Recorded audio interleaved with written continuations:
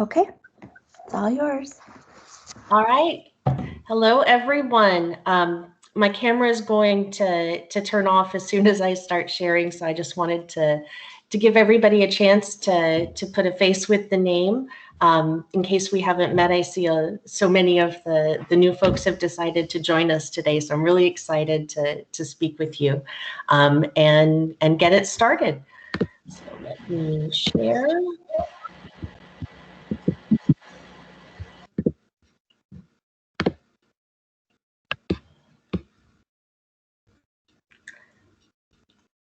All right. Can everyone see my screen okay?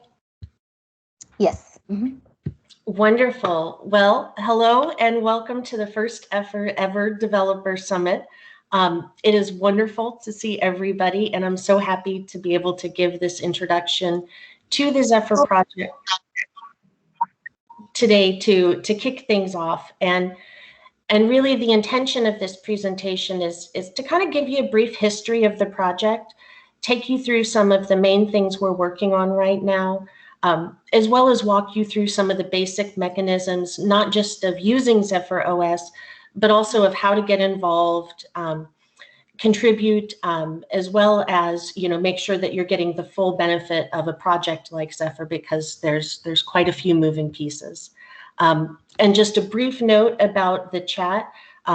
We're going to cover a lot of topics very briefly in this presentation, and so I want to encourage you to save any specific technical questions for the speakers presenting about those subsections today. There's a absolutely wonderful program that everyone has created for the attendees, and so there's going to be a ton of maintainers, company representatives, as well as core contributors kind of floating around the Slack channel, Twitter, and all of the social media channels. So I want to encourage all of you all to speak amongst yourselves, ask and answer questions in the chat, and then at the end of the presentation, if we have some time, I'm happy to answer anybody's specific questions.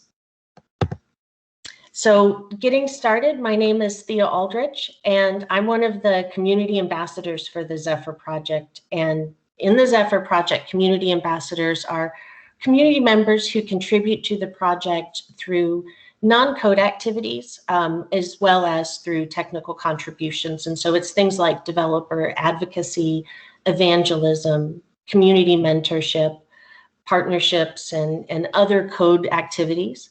And so if you'd like to get in touch with me at the end of the presentation, or throughout your Zephyr journey, please feel free to always contact me through Slack, email, as well as Twitter. I've noticed that there's a relatively large number of new companies and companies that are not members of the Zephyr project yet. And so I'd like to encourage you, if you have some questions about membership within the Zephyr community, to please direct those to any of our governing board members, as well as Kate Stewart, the senior director, or actually vice president now, from the Linux Foundation, who manages Zephyr. And she'll be able to get you all the information you're going to need about membership, as well as getting started in that aspect of the community.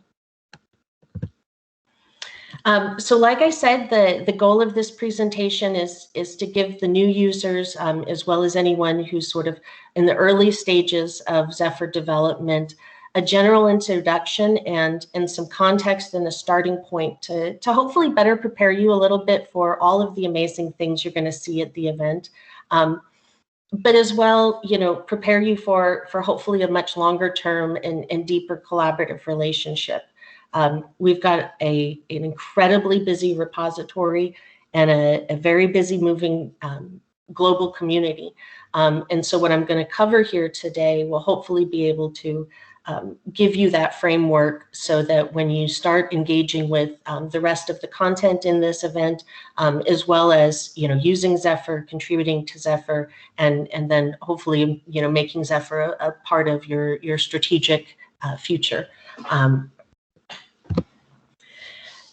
So sort of getting started, it's always nice to revert back to our vision statement. And 5 years ago, the IoT and embedded landscape was pretty radically different than it is today.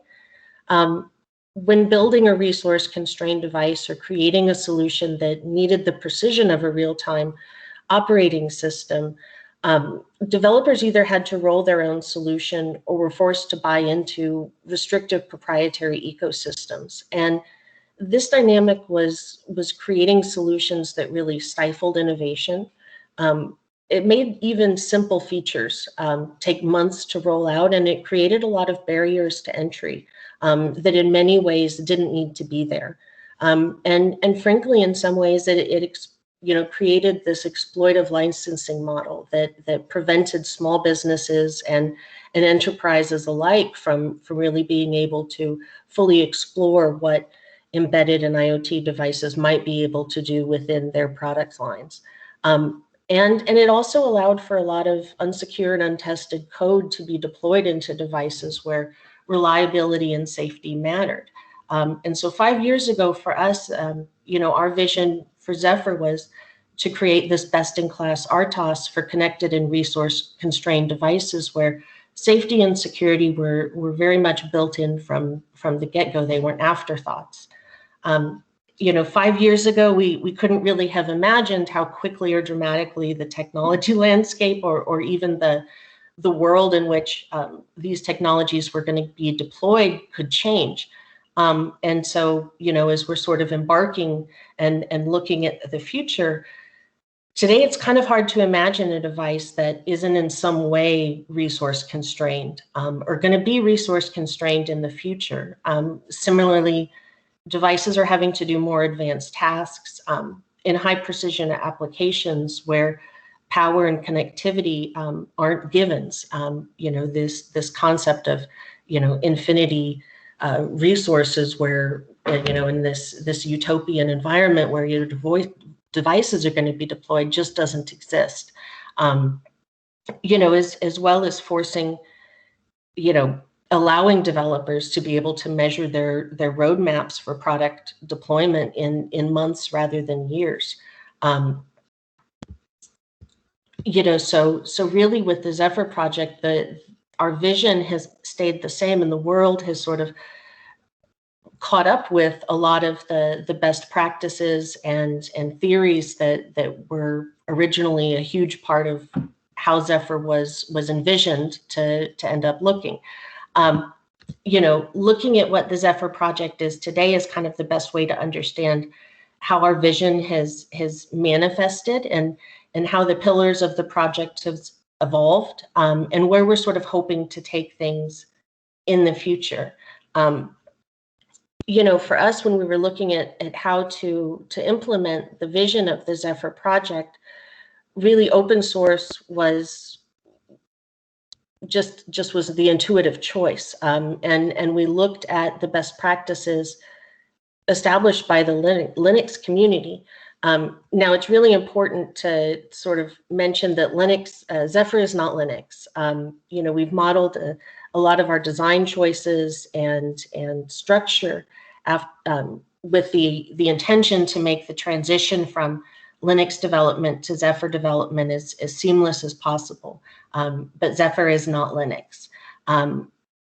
Similarly, with taking a lot of the best practices for how to build something sustainable from the Linux community, our relative newness has allowed us to take advantage of being able to build off of a lot of the innovations and best practices that more recently have been pioneered in ecosystems like Cloud Native Computing Foundation and the RISC-V Foundation. Similarly, open source principles are fantastic, but it's not enough when it comes to actually investing in a project. And so adopting the Apache 2.0 licensing has really been an important part of Zephyr being able to be really appealing for product makers. Not having to worry about jumping through really complicated legal agreements and just to be able to evaluate the code and to sort of worry about how the agreement might change in the future. But as we know, open source licensing and pledges of principle only go so far.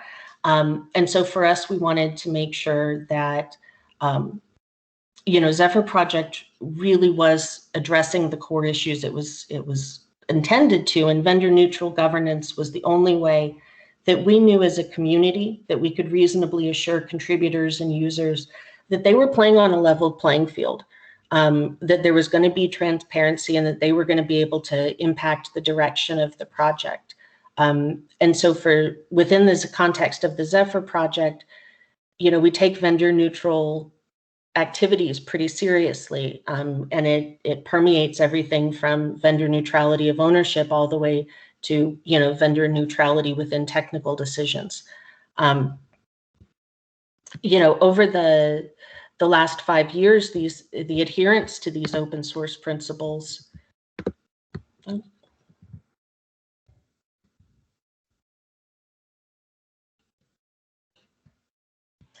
sorry about that.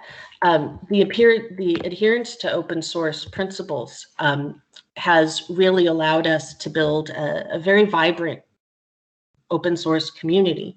And this community is growing at a tremendous speed, but it's really based all around these principles of open source, permissive licensing, and vendor neutrality. And as it's gone through, and you can see in sort of the code base and all of the technical decisions, one of the things that's really added to community momentum is the fact that Zephyr's cross-architecture. And the broad SOC support and development support, board support, has allowed developers from all different ecosystems and all different backgrounds who are working within all different sort of project structures to just jump right in, pick up a board, and get started relatively quickly. Similarly, Zephyr is way more than just an RTOS. It's a complete, fully integrated, really highly configurable operating system, and it's modular for flexibility. And so this is going to allow developers to be able to take only what they need. And that becomes really important in resource constrained devices or devices that have to exist in a more secure or safety critical environment. Similarly, for developers, one of the things that has been really important in driving the vision of Zephyr is making sure that everyone is going to be able to build something that meaningful off of Zephyr, and that includes product development. And so we've done things like included the long-term support release so that developers that are looking for the latest and greatest features are able to get the latest Zephyr release, but product makers who need a little bit more lead time and more assurances, or perhaps going to get safety certification, we've got that flexibility within the project. So the Zephyr community is really, when I talk about the Zephyr project, the community is one of the driving factors for me that really impacts a lot of the passion that I have for the project, as well as I think is providing a lot of value to not just the members of the Zephyr community, but the entire IoT and embedded ecosystem. So like I said before, the governance structure of Zephyr has really driven a lot of our community growth.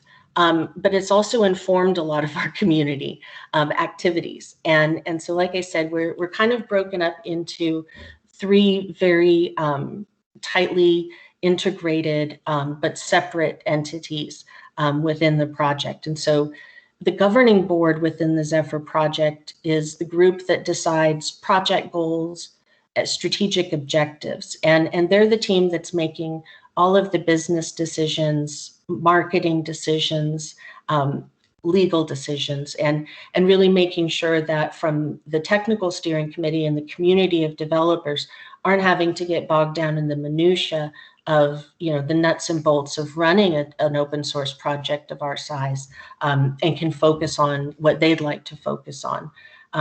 And so while the governing board does prioritize investment and oversee things like the budget, that includes many of the technical aspects, the technical steering committee is really the driving force in terms of all of the technical decision-making processes that you see within the project.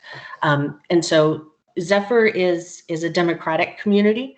So we have a technical steering committee that is voted. Our technical steering committee chairperson is not a dictator for life. And so we always want to thank Maureen, Maureen Helm from NXP, our current technical steering committee chairperson, as well as welcome Anas Nashif from Intel back as our next TSC chairperson. So we're really always excited and grateful for that energy. And the technical steering committee is really the body that serves the community, and it's merit-based decision making. People come in and, there's a ton of smaller working groups and subsections within the project that really trickle decisions up to the TSC. Within the TSC, if there's, ever a technical direction that needs to be decided upon, that vote and those decisions and debate will all occur within the technical steering committee. And so, like I said, that's going to really continue, we think, to enable us to maintain a really, really tight ecosystem with the developer communities and with the product makers who, maybe are not yet Zephyr contributors or just exploring the project, but are looking for a way to engage with the technology and come in. It's important to note also that, many of the Zephyr contributors are members of member companies. However, you don't have to be as a member or employee of a Zephyr member company to be voted on to the technical steering committee. And so anyone, if you come into the Zephyr community, there's a chair waiting for you at the table if you want to, put in the work and, really get engaged and start contributing. You can absolutely work your way up through the channels relatively quickly. And there's a ton of resources within the community, like ambassadors, documentation and guides that are going to help everyone sort of make that transition from user to contributor, active community member, all the way up to, sort of as high as they want to go. So Zephyr is funded through our project members, and obviously want to thank them today for today. It's a wonderful, wonderful milestone within our project that we have this developer summit, and all of this is possible from the very generous support of the project members, both in terms of the leadership and guidance they provide, but also the collaboration that is occurring these days. Zephyr project membership is really the best way if you're a company looking to get involved with Zephyr or make a strategic investment in Zephyr, start using it in your projects. Membership is really going to be your best way to take advantage of everything that we have to offer within the ecosystem, but also make sure that you're able as a company to have influence on the roadmap, be able to take part in some of the safety certification and security activities that are going on, and really make sure that your company or product is aligned as closely as possible with the upstream Zephyr community. And so Zephyr has grown tremendously over the last 5 years. I can't remember the exact number, but I think it was something like 40 people contributed to one of the first releases of Zephyr, and I believe I checked last night, and we were, very, very close to hitting 1,000 contributors, and that's really a testament to a lot of the work that the community has put in to diversify, to make sure that there's choices within the community in terms of all of the different features and functionality that are going to bring people in, make them interested in not just using to Zephyr, but contributing to making it better. And if you look at the company participation over the last 12 months, it's very clear that there is no one company that's driving the code base. And every release, every year, it's, this diversity is becoming more and more evident within the code base. And it's just we started out as, with Intel very heavily producing a lot of the code. And, Intel has not slowed down their contribution or commitment to Zephyr at all over the years. It's really just that more and more people have joined, and the structure and framework of the Zephyr project has allowed for this really incredible growth without sacrificing the core principles or the things that made us successful and appealing in the first place. And so again, if you are either a Zephyr contributor or a company looking to get involved within the Zephyr project, either contributing through membership or code contributions are really some of the best ways to get involved. We're also very, very active online, and so you can always find the Zephyr project anywhere on the internet. Twitter is really one of the ecosystems that Zephyr participates a lot in. We've got a small but growing WeChat group that, if you're based in China, this is really a great way to communicate with other Zephyr developers. We've got the LinkedIn page, but really the most active place and the first place I always recommend that people go when they're getting started within the Zephyr community, or they have a technical question and they need an answer really, really quickly, is the Slack channel. And so, if you're new, sign up for the Zephyr Slack channel. There's going to be links all over the place.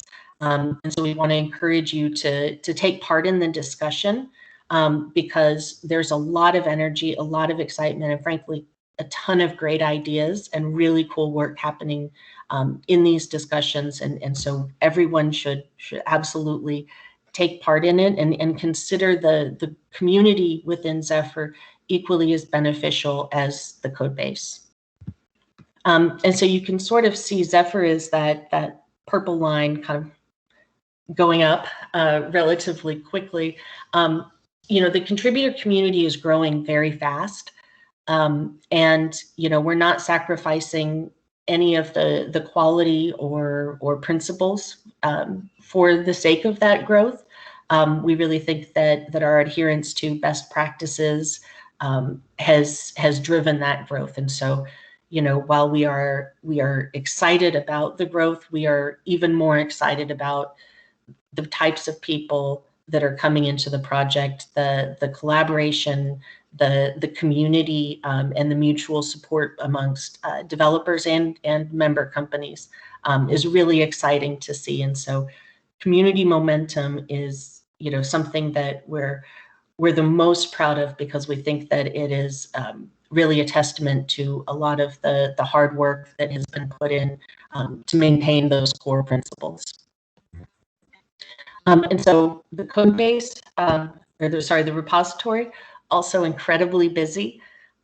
This is just 2 weeks of Zephyr traffic from May, and so you can see that there's a lot of people, there's a lot of activity around Zephyr project and the different repositories. I believe the latest stat was 2 commits an hour is our average now, and so absolutely a wonderful project. If you're new to Zephyr or you're new to open source, please consider checking out the GitHub and reading some of the community insights, because that's a really great way to sort of see who's contributing what, where within the repo, as well as sort of find places that you can really easily jump in and start participating. So participating in the Zephyr project is a lot of fun. And one of the things that I always like to do when I get to this part of the presentation is really say that the Zephyr community, there's a tangible sense of something very exciting happening here. Like I said earlier, there's a lot of moving pieces, both within the Zephyr project and the larger IoT and embedded ecosystem. And being part of that energy and that movement to sort of redefine what this ecosystem looks like is one of the most beneficial things that I've experienced recently. And so I want to encourage everybody to not just consider using Zephyr, but actually participating fully in the project, because that's where you're going to see so much of the richness, but also so much of the opportunity for where Zephyr can go in the future. And so, general information, like I said, if you're interested in membership, Kate Stewart from the Linux Foundation is going to be your best bet. But there's also a number of resources online, the membership rates, as well as the very specific benefits that the different membership levels provide you. If you're a developer, my recommendation is go straight to GitHub. That's going to be where you're going to find, your sort of North Star in terms of navigating the rest of the Zephyr technical resources. If you ever get lost or have a more detailed technical question that can't get answered somewhere on one of the more real-time channels, we have a number of mailing lists that are very active. And so you're always welcome and encouraged to post your questions, your comments, your ideas on the mailing list, unless it is a bug or an issue or a feature request. In that case, obviously go to GitHub and put it in the respective place. And like I said, Slack is going to be your number one place to go to get all of the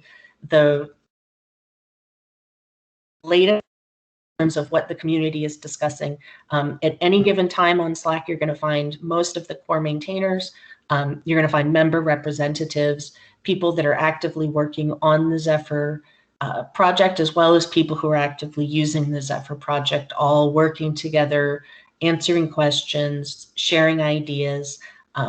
And so really want to encourage everybody here to, sort of make the Zephyr Slack channel part of your day to day. I know that everybody has too many Slacks. Zephyr is one of the ones that I would highly encourage you to make an exception for. And if you haven't already, add yourself to it. So the other thing that I wanted to take a minute to talk about are some of our community guidelines.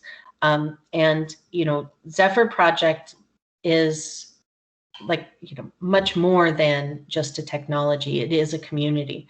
And a big part of that community and maintaining that community so that the aspects of it that were so appealing to me and made it such a wonderful community to enter into as a new developer, as a new open source contributor, were these guidelines. And so anybody who is sort of looking to get engaged with the Zephyr project should be aware of our community guidelines, because we are absolutely committed to maintaining the environment that we worked really hard to create. And so from an orientation standpoint, if you go to the zephyrproject.org and go to the community section, you're going to see all kinds of stuff. The documents is where you're going to find a lot of individual guides. A couple that I wanted to call out was the contribution guidelines.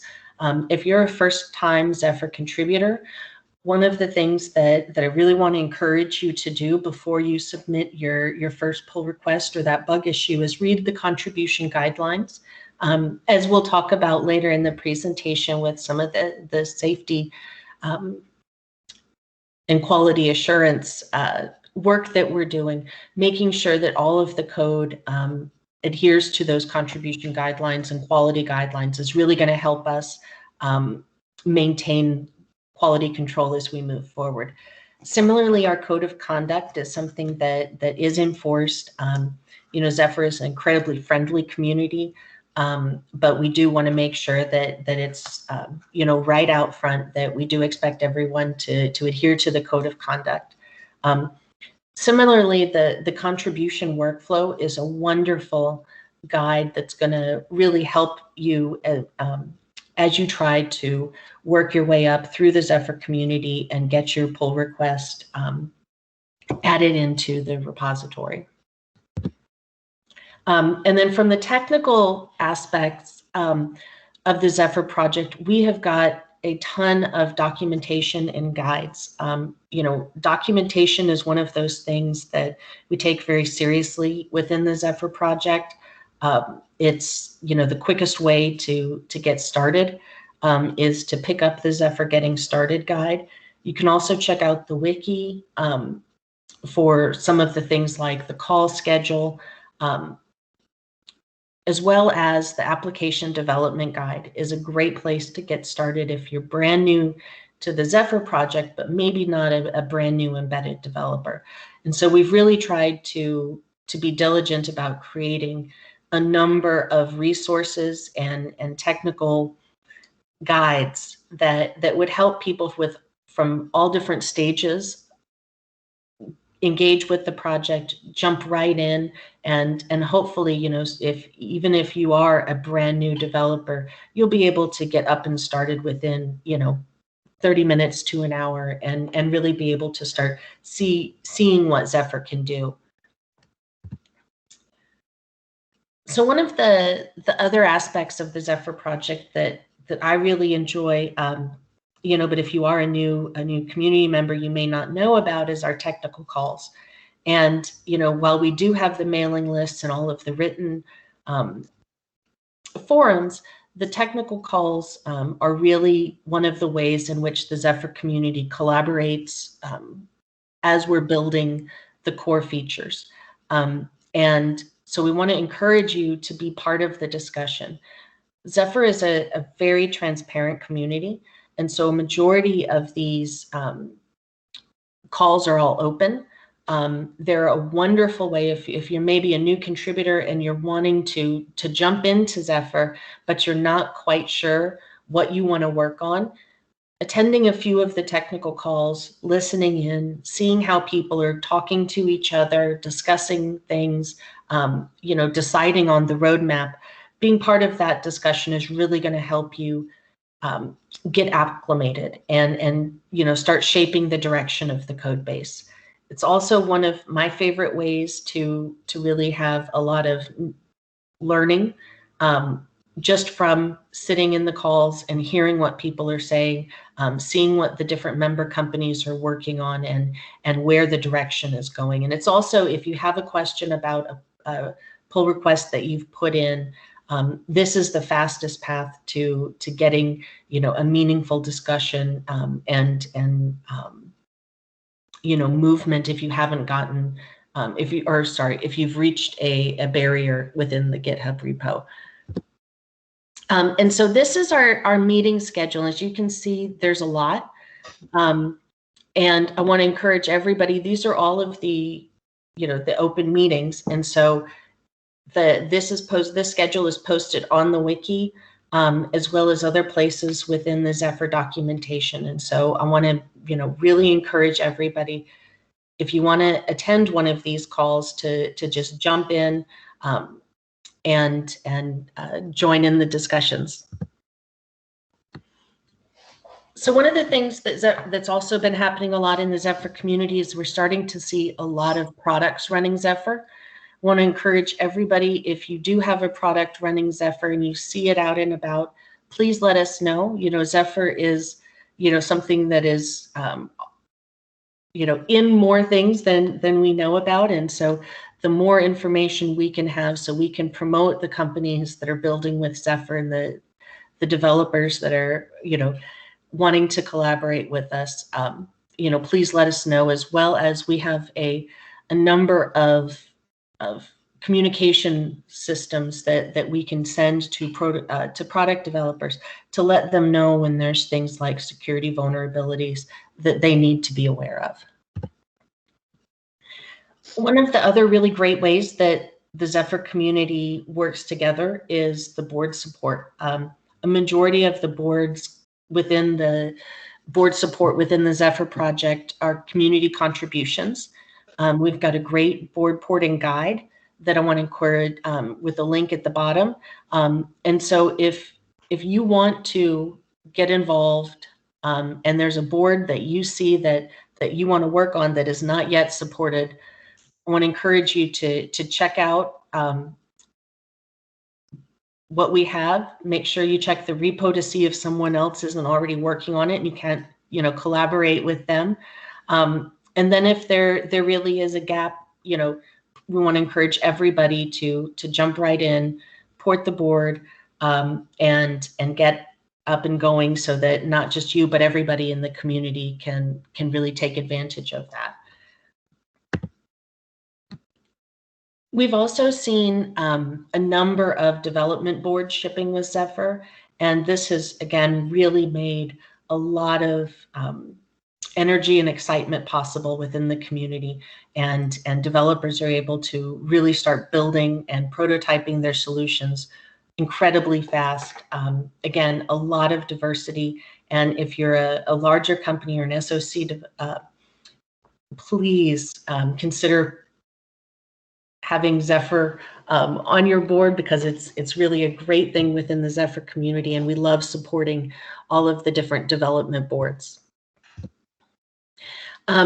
Zephyr also supports a number of hardware architectures. Again, this is one of the areas we really shine, that largely community contributed. And again, this really allows developers to not even have to worry about whether or not Zephyr is going to work.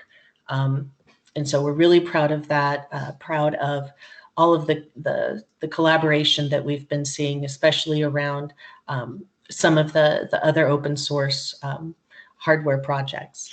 And so super excited to see what's going to happen with that as it evolves. Yeah, very, very looking forward to future collaboration with a lot of the different hardware manufacturers. So a little bit about Zephyr Basics. Zephyr is highly configurable and highly modular. And so this is really one of the things that allows developers to come in, use only what they need, especially for devices with limited resources. You don't want to have this big bloated operating system. We've got cooperative and preemptive threading. The memory and resources are typically statically allocated. We've got a very, very robust networking stack. Bluetooth has been driving a lot of interest within the Zephyr community, as well as OpenThread. And we've got the fully featured optimized networking stack. And so this allows developers who are building off of Zephyr to really focus on their application, to only have to worry about maintaining the features and functionality that they need, as well as have a meaningful path to be able to expand in the future. So within Zephyr, we have native execution on a POSIX compliant OS. That means that testing is something that you're going to be able to do in Zephyr the same as you would be able a native Linux application. You're going to be able to simulate large-scale networks without involving the hardware. And you'll be able to use native tools for debugging and profiling. And this really reduces the requirement for hardware tests during hardware platform tests during development. One of the other things about Zephyr is, like I said in the beginning, we really want to make it as easy as possible for someone to get started as a Zephyr development. And so our POSIX API provides a familiar API to non-embedded programmers, especially Linux developers. And what they can do is reuse the existing libraries based on POSIX APIs. So again, you're not going to have it's not going to be as overwhelming. It's not going to be as complicated to get started within Zephyr as it was even a few years ago. Like we said before, the native IP stack is one of the things that really stands out in Zephyr. It was built from scratch. There's multiple networking interface support. Time-sensitive networking was something that's relatively recent. And there's also a huge effort within the networking forum to, really focus on tests and compliance. And so again, the networking features really, really rich and robust within the Zephyr community.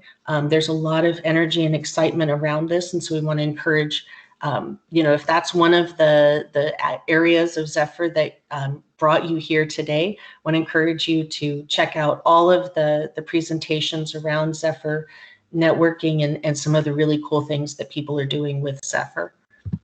One of my personal favorites is the Zephyr Bluetooth stack. It is amazing. There's a huge number of guides and tutorials that will help you get up and started. There's an active community contributing to this. Your questions will be answered very, very quickly, as well as Bluetooth low energy, which is one of the areas that I'm the most excited about personally.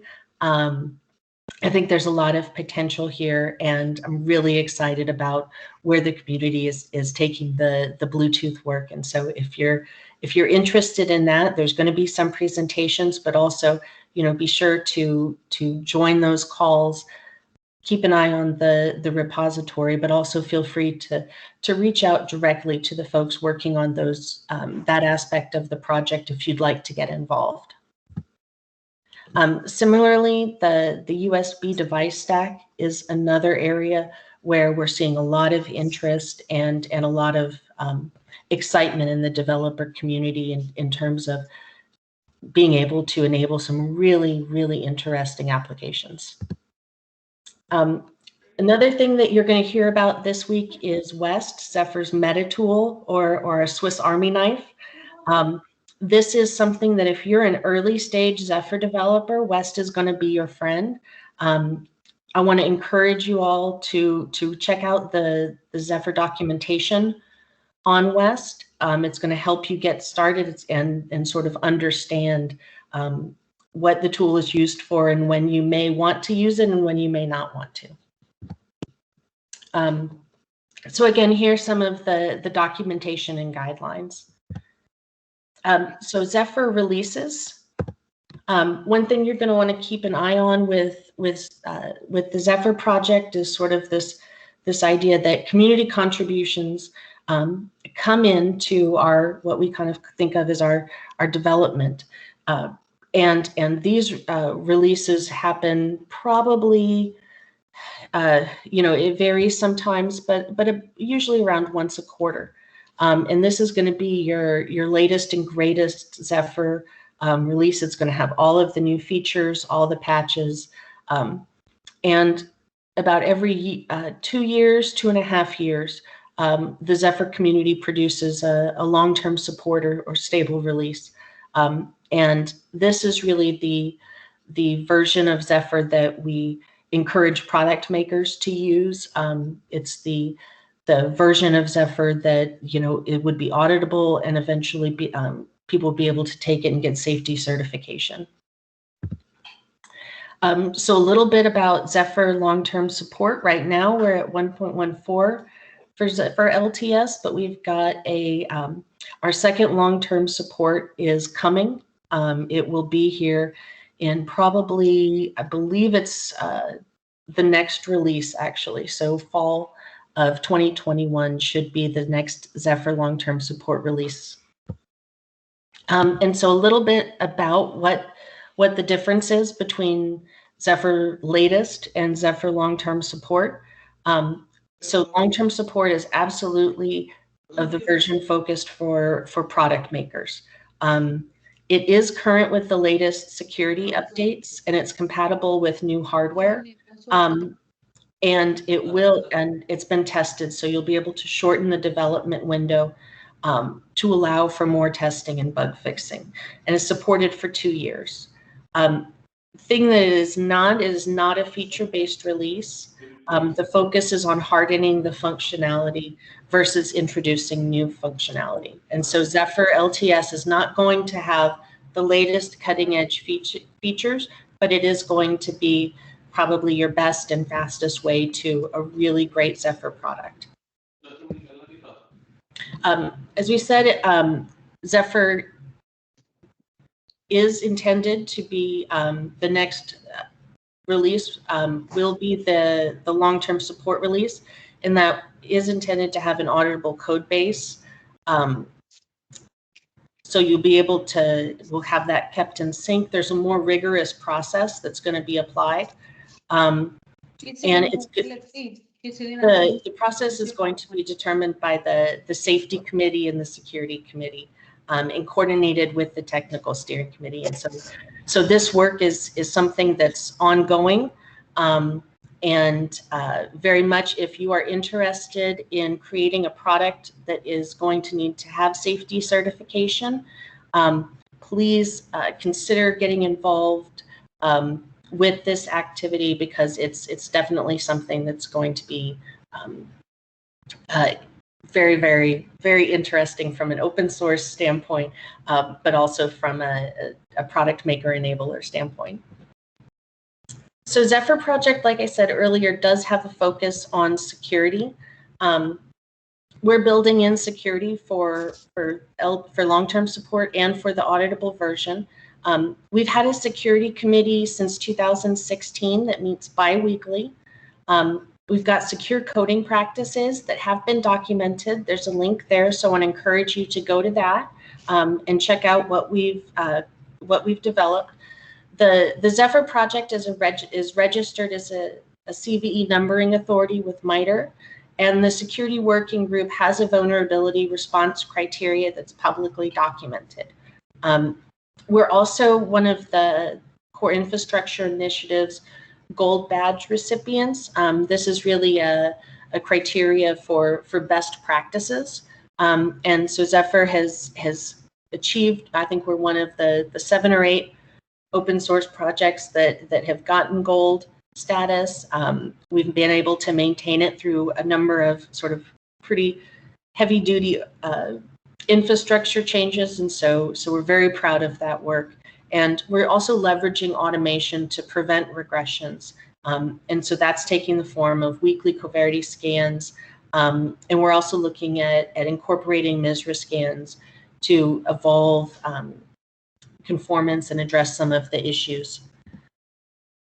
So in terms of project security documentation, like I said, we do have a pretty detailed security documentation guide. However, security is an ongoing process with us. It's not something that's just sort of a checkbox or one and done. And so, you know, as we keep addressing the ever-evolving security landscape, I want to encourage everyone to stay current with this document in particular. Keep an eye on security vulnerabilities and make sure that if you do have a product that you're staying current with the latest Zephyr patches. As I say, we have the CII Gold Badge. If you're interested in that, I'd encourage you to read more about it, as well as if you are interested in this type of activity, there's also, you know, avenues to be directly involved with Core Infrastructure Initiative. Like I said, we have the CVE numbering authority with a project security incident response team. And this is really important because there, you know, is a group that is dedicated to really making sure that we document and meet all of the requirements for these security vulnerabilities. Recently, there was a NCC group reported on the Zephyr project. All of the issues within this have been fixed. The embargo is passed, and so everything is now updated in the vulnerability report. And there were about 26 issues that were found. Most of those resulted in one or more CVEs that have all been corrected. Most of the issues were fixed in a reasonable time frame, as well as some of the other results from the report was, the recommendation to increase the embargo to make sure that the vendors who need to incorporate these changes into their product have time to fix it. And we also need to improve the alert system to notify vendors. And so we're looking to continue to evolve and improve our security process. And I want to make sure that we encourage you, again, if you are building a product with Zephyr, please contact us. Let us know so that, we're not going to spam you. We just want to let you know when there is a vulnerability so that we can all be more secure. Zephyr additionally has the same API for different implementations. Sometimes crypto drivers are provided by hardware and sometimes by software modules. And so Zephyr has made sure that we have the same API for both implementations. And so that's really helping developers sort of incorporate these types of drivers very, very easily.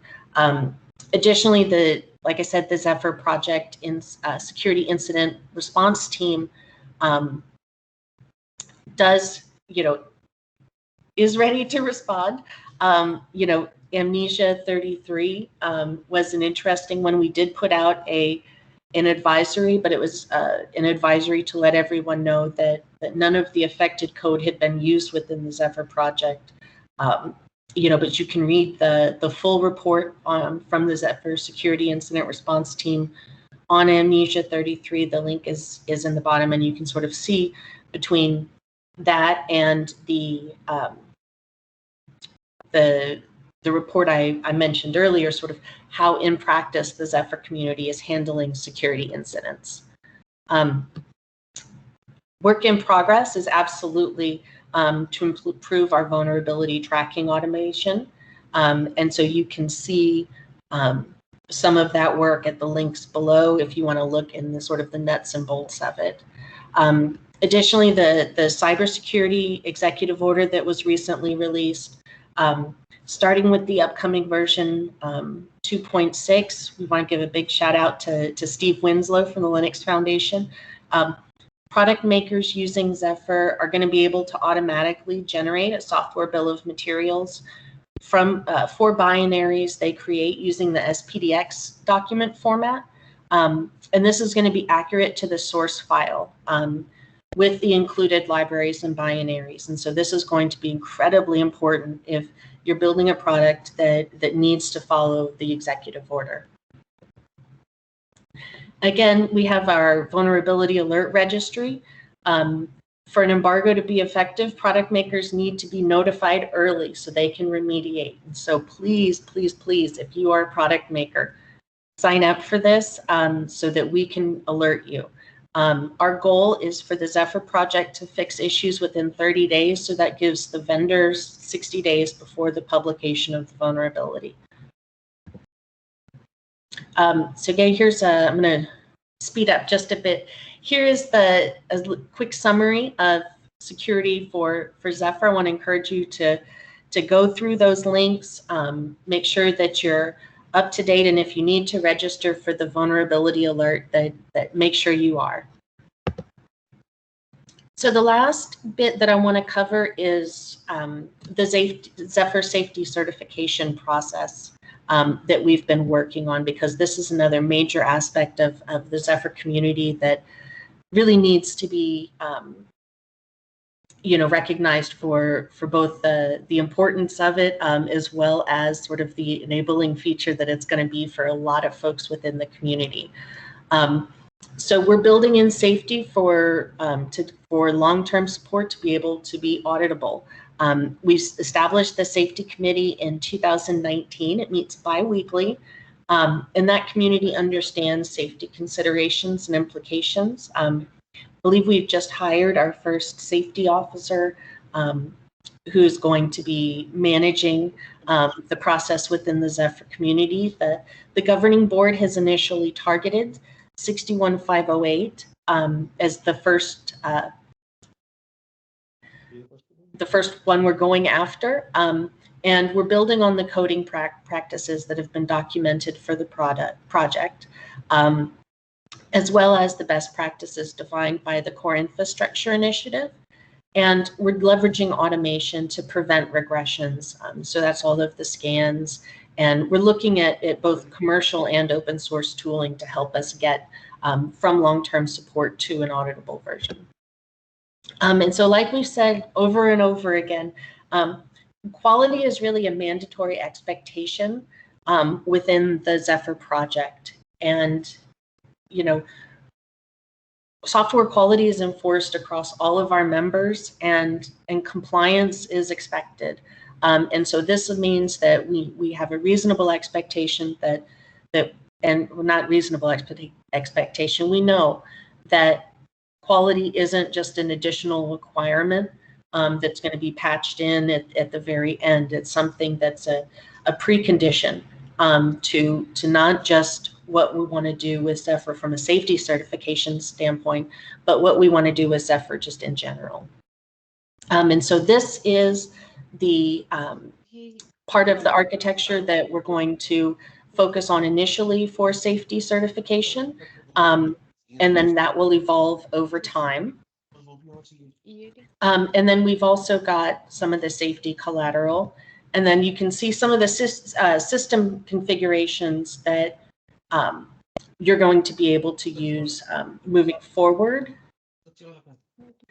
And that just about looks like I have 2 minutes left. So I'm going to kind of gloss over these ending slides so that we have time if there's any questions and everyone has a chance to get through.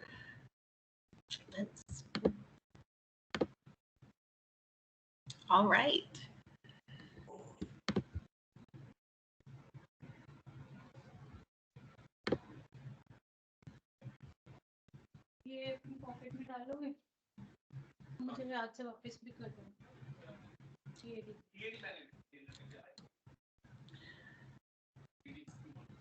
I believe Maybelline will come back and stop the recording, but I just want to open it up to any questions if anyone has any. I think we've got one in the chat. I believe folks are on mute, so if you do have a question, you can raise your hand and we will unmute you so you can ask your question live.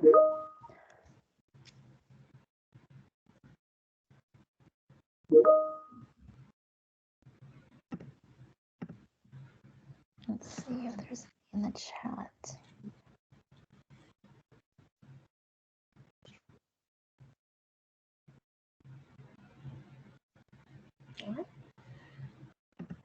Doesn't look like there are any questions. Yeah, it looks like we're at the top of the hour. So I just want to thank everybody for coming. Like I said, I'll be around as well as the rest of the Zephyr ambassadors, member representatives, and the other speakers. So I want to encourage everybody, if you know, any of the things I touched on today were interesting to you, I can guarantee you there is a very detailed presentation coming up throughout the next couple of days. And so I want to encourage you to reach out to those speakers and really enjoy your Zephyr Development Summit. Awesome. Thank you, Thea.